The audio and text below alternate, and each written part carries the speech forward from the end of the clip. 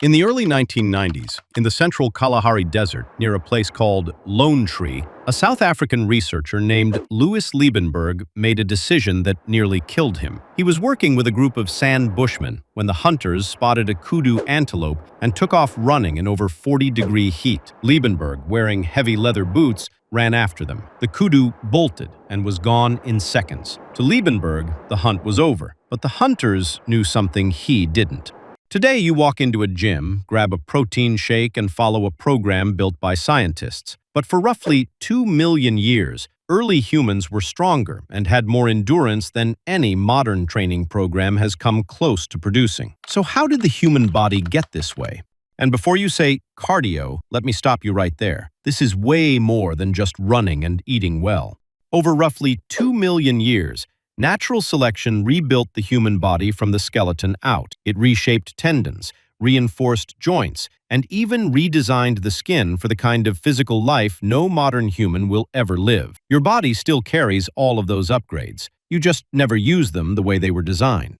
Back in the Kalahari, Liebenberg is still running. The kudu sprints ahead, easily fast enough to leave any human behind. But every time the kudu runs, its body temperature climbs, and the kudu cannot sweat. Four-legged mammals cool down by panting. Panting only works when they stop moving. So every time the hunters push the kudu into another sprint, the animal overheats a little more, and the hunters just close the gap.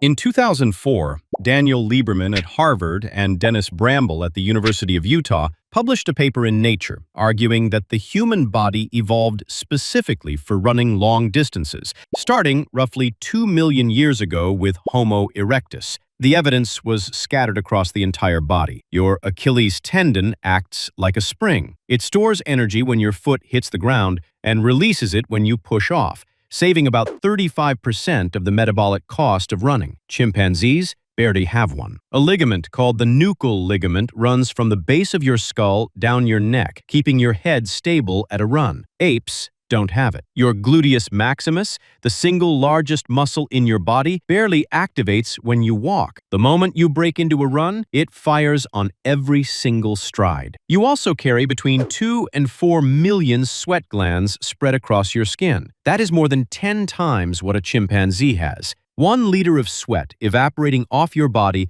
can dump around 500,000 calories of heat. You are one of the best cooled animals on the planet. And that is exactly what made persistence hunting possible.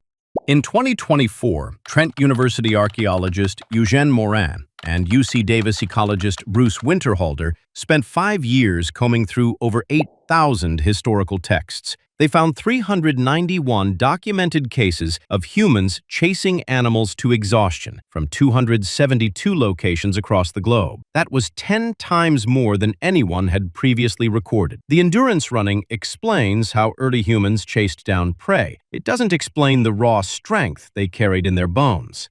In 2014, Colin Shaw at the University of Cambridge and Timothy Ryan at the University of Pennsylvania put ancient bones through CT scanners and compared them to modern ones. They studied hip joints from hunter-gatherers who lived about 7,000 years ago and farmers from about 700 years ago, all from the same region in Illinois. The hunter-gatherers had 20% more bone density. That is roughly what the average person loses after 3 months of weightlessness in space.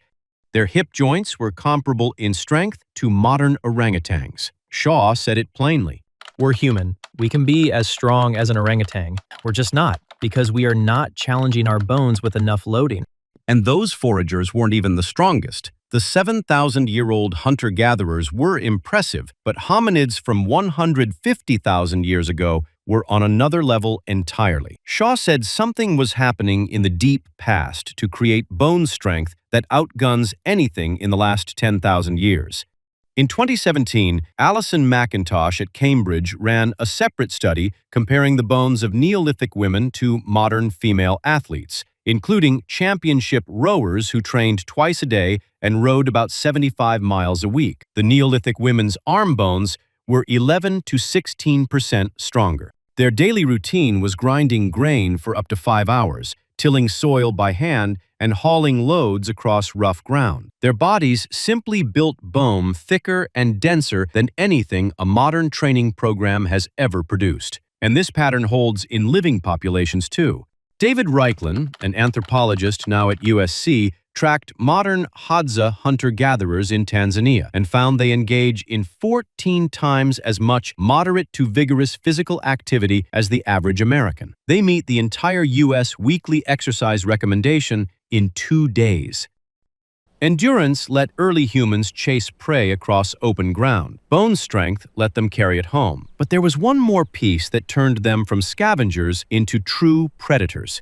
In 2013, Neil Roach at George Washington University published a study on the cover of Nature showing that the human shoulder works like a slingshot. When you pull your arm back to throw, your tendons and ligaments stretch and store elastic energy. When that energy releases, it whips your arm forward and produces the single fastest motion your body is capable of.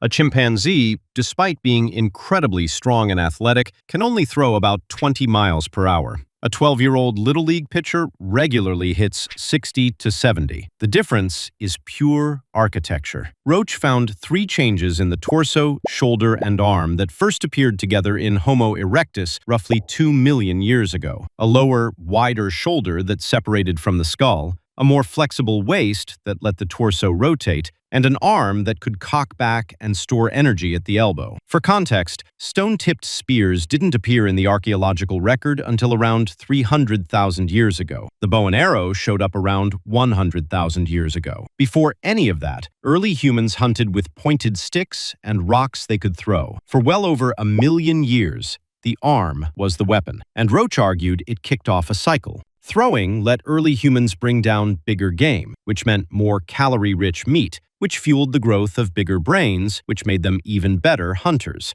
Every one of those adaptations is still inside you right now. The Achilles tendon, the sweat glands, the gluteus maximus, the slingshot shoulder, all of it fully functional. Daniel Lieberman has spent decades studying the gap between what your body was built for and how you actually use it. His conclusion? Your ancestors never exercised. The concept didn't exist. They ran to eat, carried to provide, and threw to survive. Eric Trinkus, a physical anthropologist at Washington University, has said that going to the gym, going on a bike ride, even most Olympic training, doesn't reproduce the serious, constant, lifelong physical work people did for hundreds of thousands of years. Your body was built for a life it will never live, and every gym in the world is just trying to get a fraction of it back. That's all for today. Every video on this channel breaks down how ancient humans actually survived, one question at a time. Subscribe and hit the bell. The next one's already on its way.